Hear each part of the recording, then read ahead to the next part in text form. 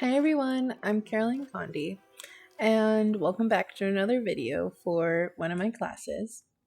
Anyway, today I wanted to talk about one of the strangest, most unsettling questions in early American literature. What happens when someone believes they're obeying God and they're wrong?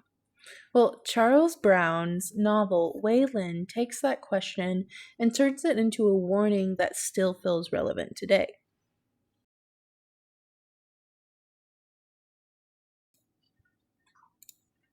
Usually we think about religious extremism as something modern. Cult documentaries, tragic news stories, and something from far away from everyday life. But early Americans had their own fears about people who claimed to hear the voice of God. That wasn't an abstract fear. It was real enough that Brown wrote an entire novel about how deadly unquestioned beliefs can become. Wieland might look like just another Gothic novel with eerie voices, suspense, and a big mysterious house, but it's actually Brown dissecting how faith can distort a mind. Theodore Wieland is a devout, rational man until he starts hearing a voice that he becomes convinced is divine. And once he accepts that voice as God, every horrible thing he does feels justified to him.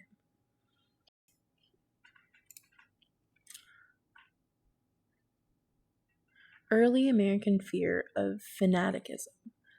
Brown didn't invent these anxieties. Early Americans lived in the tension between two powerful forces: Puritan beliefs, which taught that God speaks through signs everywhere, and Enlightenment reasons, which encouraged skepticism and critical thinking. People were caught between wanting divine certainty and fearing it. Brown saw this, and Wieland becomes his way of exploring what happens when someone chooses certainty over questioning. During Theodore's collapse, at first, the voice Theodore hears is simply strange. When it becomes sacred, we start to see a change. But then it becomes a command he feels obligated to obey.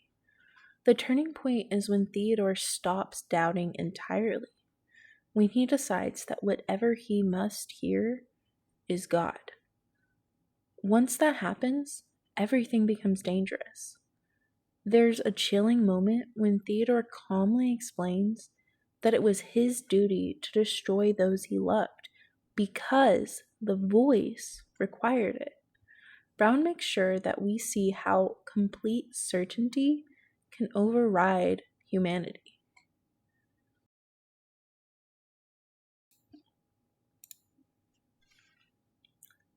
Misreading the signs.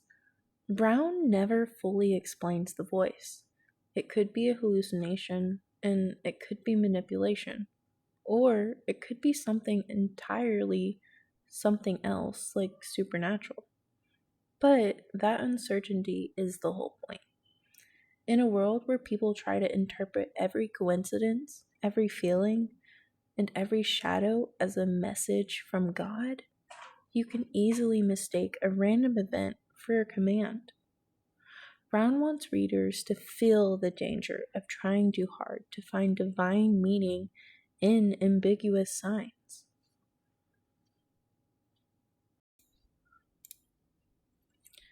Patriarchy and authority. Theodore isn't just any believer. He's the head of a household. His authority gives his beliefs enormous power.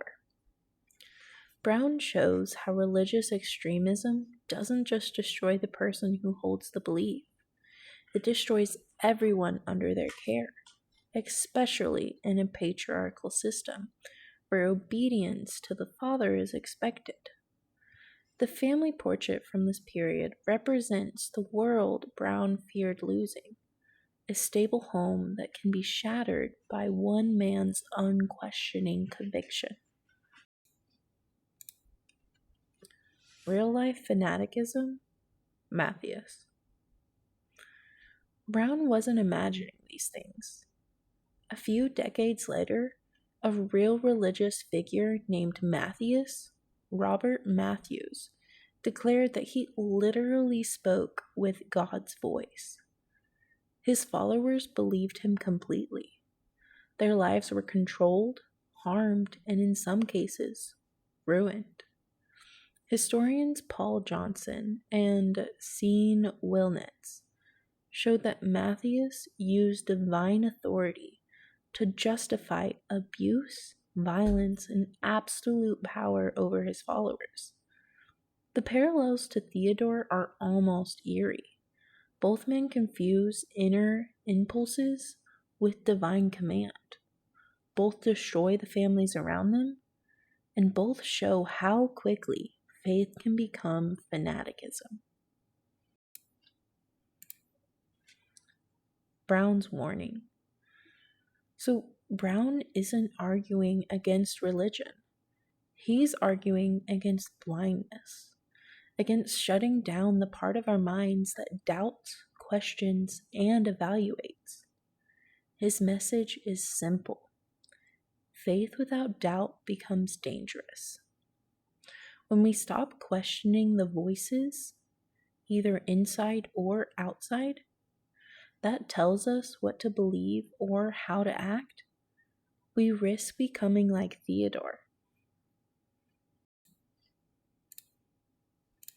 My final thoughts are that we still live in a world full of signs, emotional signs, political signs, online signs, all kinds of voices claiming to speak truth. Wieland reminds us that doubt isn't weakness, it's protection. It's the thing that keeps faith humane instead of destructive. Brown's novel feels Gothic and distant, but the fear at its center is something we still recognize. What happens when certainty replaces judgment? And his answer is simple. If the candle of doubt goes out, darkness comes quickly. Thank you so much for listening, and I hope you guys have a good rest of the semester. Bye!